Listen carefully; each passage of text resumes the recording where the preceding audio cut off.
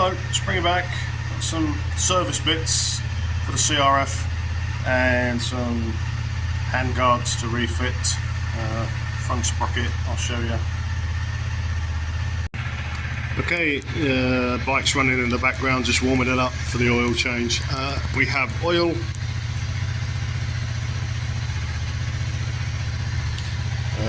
oil filter, sun plug washer, oil filter, gasket, air filter, and 14 tooth standard size front sprocket to replace the 13 tooth modified one that's been put in there.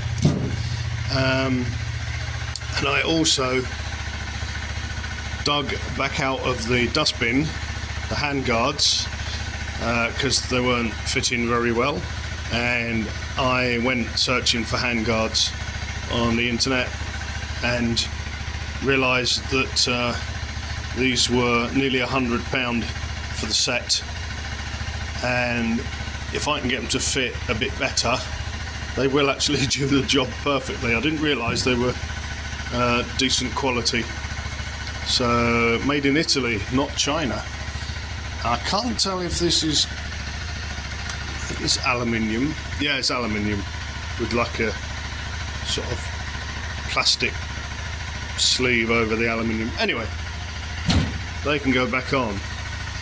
Bike is just warming it up, as I said, and I will get on with it. I'm not gonna film it. I don't think there's much point really. There are so many videos, good videos on YouTube of fitting all the service parts, the sprocket, everything. Probably none on, I don't see any on handguards, but they're quite self-explanatory. I'm just going to get on with it, get it all fitted, and then bring you back afterwards. We might, if anything happens untoward or unusual, I'll obviously film it. Well, just one thing I did get is one of these flat jack, and I just wind it up with a little gun. Comes with a handly thing.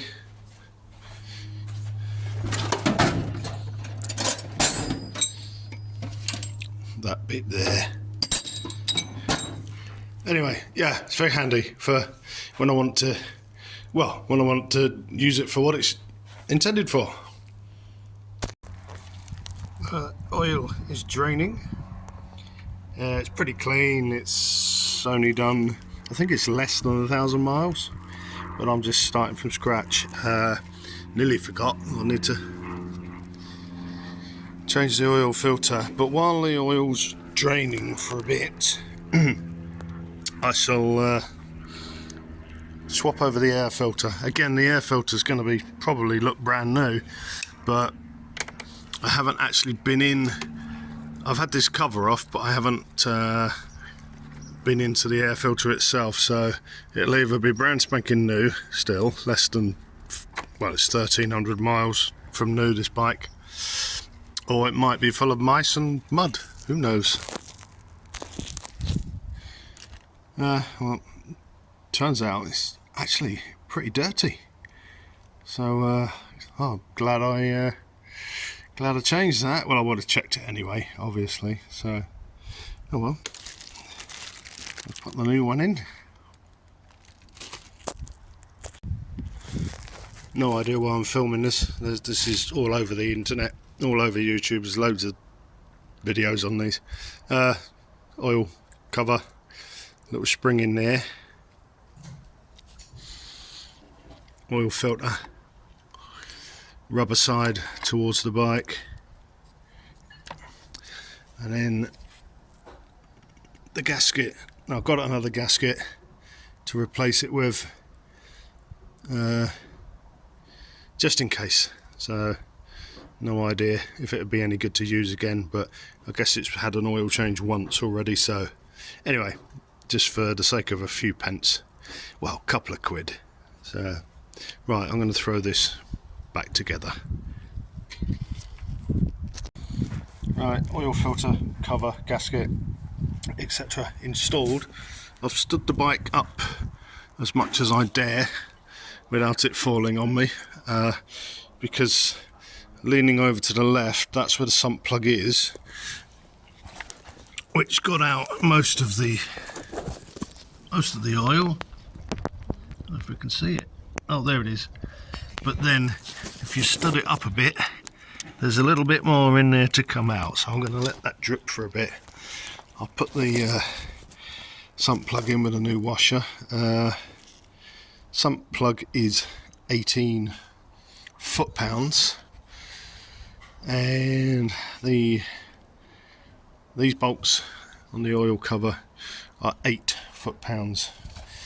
I didn't bother converting it to Newton meters because my torque wrenches have both. In fact, I lie. This one, 8, I had to convert to inch pounds, which was 96 inch pounds, or just under 11 Newton meters. Right, I'm going to let that drip a bit more, get that back in, sump plug, get the oil in it, and when I'm happy I can put this on, get it in the garage, put it on that new stand I've bought, jack, whatever you call it, and then do the front sprocket. Still dripping.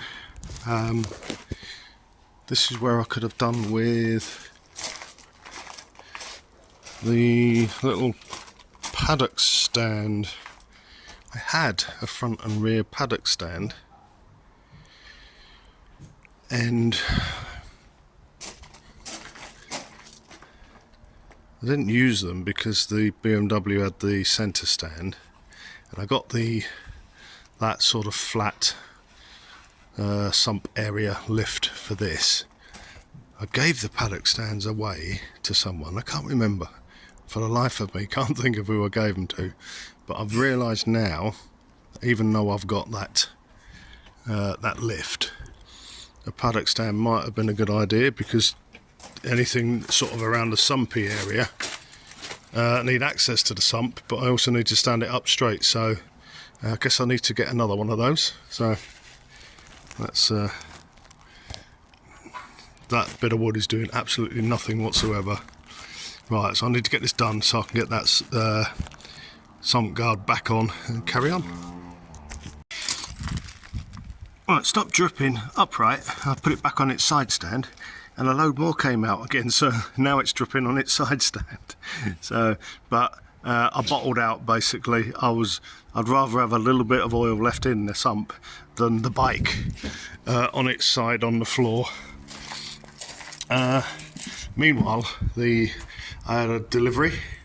I ordered some sort of like a heavy duty grip tape. There's supposed to be 4 of them in there, and these I want to cut to size and stick on the frame here. You might notice a slight change of colour. Both sides of these were quite worn, as is the norm with these.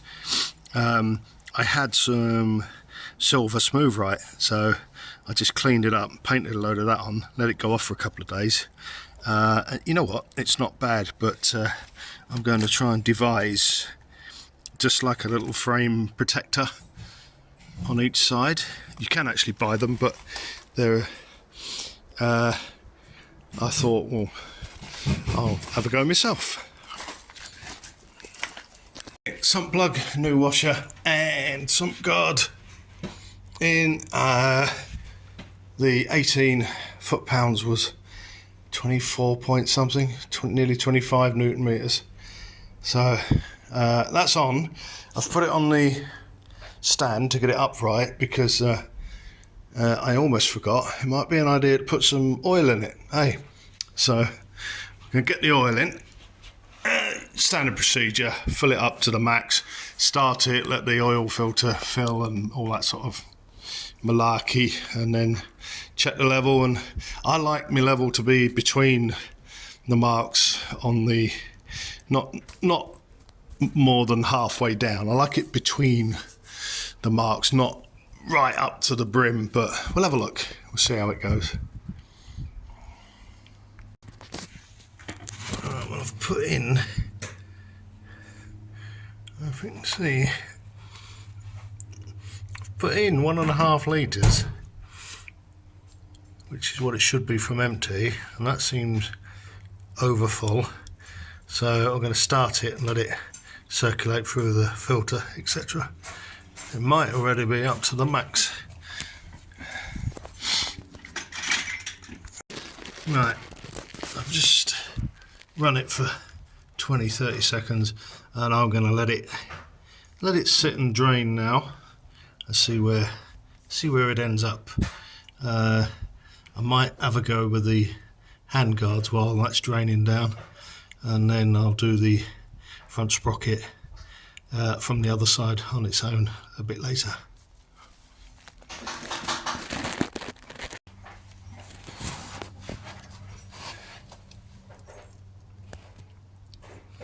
It's sort of there, 2/3 up or just under the line.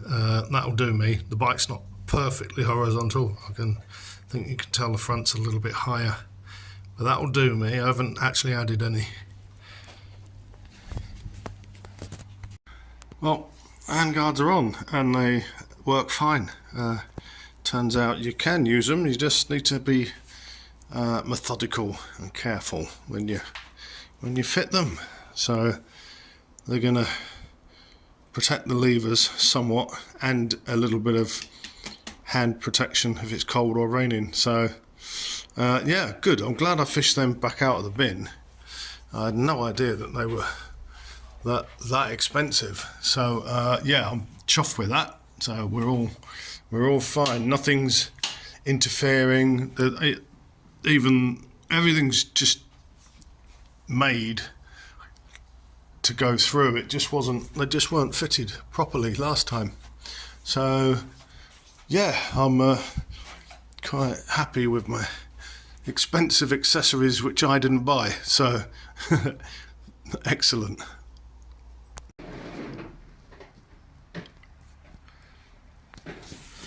That's my anti-slip, non-slip, scuff guard, whatever, wear-proof tape. I've started cutting it with a Stanley knife and then realised that tin snips actually cut it really well. So I need to do the other side. Right, I've done this side. Decided to go right up to the joint because I had so much of this stuff, and this side's got a plastic guard on it anyway. So I don't know how long it'll last. So there you go. Just feels like emery paper, to be honest, like sticky back emery paper. And maybe it is. Right, on with the proper jobs. Front sprocket, I've just loosened the axle, which was about 10 million Newton meters. 19 on this side, 24 on the other side. I had to get my 3-foot breaker bar on it, but it's loosened off, and then the adjusters, undo the 12mm lock nut and then wind in the 10mm bolt, which I have done, hence all of the slack. Right, there's a couple of 8mm bolts to take this cover off. Alright, cover's off, and there's just a couple of 10s that I've already loosened off here. I'll have to see if I can find the torque spec for these, but I've got a feeling I might put some medium Loctite on these. I might live to regret that later, but if I can find Sorry, waving it about. Yeah, if I can find a torque spec. Right, this little tab comes off here. It's slightly offset, the hole, so you can only put it back on one way. It sort of goes in and then turns to lock it on, and then your bolts go in. Right, and then I need some gloves. Well, I got severely sidetracked. Anyway, front sprocket is on. Chain tension is set. I didn't set it how it's sitting now. I set it roughly, and then you're supposed to have it on its side stand, and then you get to where that mark is there. You have 25 to 35 millimeters of slack from, if you measure it, well, you can measure it from anywhere. I measure it from the middle of the pin. I've got 30, so in the middle of slack there. That was a proper fight getting that to line up properly. I've been using my calipers, vernier gauge, everything on it just to get these perfect, and every time I did the axle up it moved, but I've got it now. And I've also gained a whole putting the 14.2 front back on it. Initially that little marker was just before the red, because obviously it's a smaller sprocket, so the wheel had to move back. Anyway, we've got her fitted. Yeah, I went off on a mega tangent because the sprocket I took off, which is not a standard one, this is a 13.2, this is a renthal sprocket. As you can see, I always put sprockets on with the writing facing outward. I can't get it off, it's magnetic. With the writing facing outwards. So this one had the writing facing outwards, and the little step is on the inside. Now there's not, I don't think there's any writing on the inside. I can't see it through the camera. No. So this one was fitted with the writing on the outside, which is how I do it, and the little step on the inside. The new sprocket, JT, which also is not OEM, but that, you can't see it, but all of the writing on this is on the outside, but the little step is on the outside. See, as the size and all of that is outwards, and there's nothing on the back, but the back is flat, and the little lumpy step out bit is on the front. So it's basically the other way round to the Renthal sprocket. So I did loads and loads of looking up online, and I've always fitted everything. When it comes to sprockets, I always fitted them with any advertising and writing facing outwards. Now that would make sense, wouldn't it? So that people can, you're advertising, you can, A, you can see the size when you look at it, and B, you can see who made it. In fact, you wouldn't fit this the other way around, because then if you took the cover off like I've done, you wouldn't be able to see what size sprocket is. So I've fitted it that way. That Renthal one's just confused me. Let me have another look at that on the other side, make sure it doesn't just say like 13 or something on it. Anyway, no, it's only got writing on that side, so it's the alignment looks fine, it's running true, the teeth are running down the center of the chain at the back and at the front, and it all looks hunky-dory, it all looks fine. That's just thrown me, but had I taken off the, well, whatever, I would always fit a sprocket with the writing facing outwards. So that's what I've done. I don't know if that's wrong or right, but that's it. Anyway, I need to put this cover back on and get this thing back on its wheels, and we are done for today. Ooh, right, that's it. All finished, all done. The rear axle was 88 Newton meters. I converted it from whatever foot-pounds it was. So I've been doing this in foot-pounds, in Newton meters, and in inch-pounds. Just whatever information I could get off the internet. So yes, that's all buttoned up. Oh, and the front sprocket, I couldn't find the torque setting for that. I'm sure it's available, I'm just looking in the wrong place. So what I did was, how tight I felt was good, plus blue Loctite. So I might regret that in the future when I can't get the bolts off, but hey ho, I'll figure that out when I need to change the sprocket next time. Yeah, I'm sat on the floor, I'm knackered. It's just, I've come home just for the afternoon because I've had the gas engineers in the house fixing my boiler finally. The diverter valve has been broken ever since I moved in a year and a bit ago. So now I can go and have a shower without having to turn the central heating on full blast just to get hot water. So now the central heating and the hot water are independent from each other via the diverter valve. I've also had a new radiator put in the hallway because it was rusty, and I've had a rusty rad taken out the bathroom and a big tall like towel rail radiator put in instead. So I've now got a paint behind where the old rad was, and it's now like a towel rail. You can see through the gaps. Luckily I've kept enough paint from when it was all decorated. So yeah, another job to do, paint behind the towel rail. So all good. So while I've been doing that and it's all done and it's all working lovely, I've been doing this. So that was one afternoon off work on a Wednesday, but yeah, it's been productive is the word.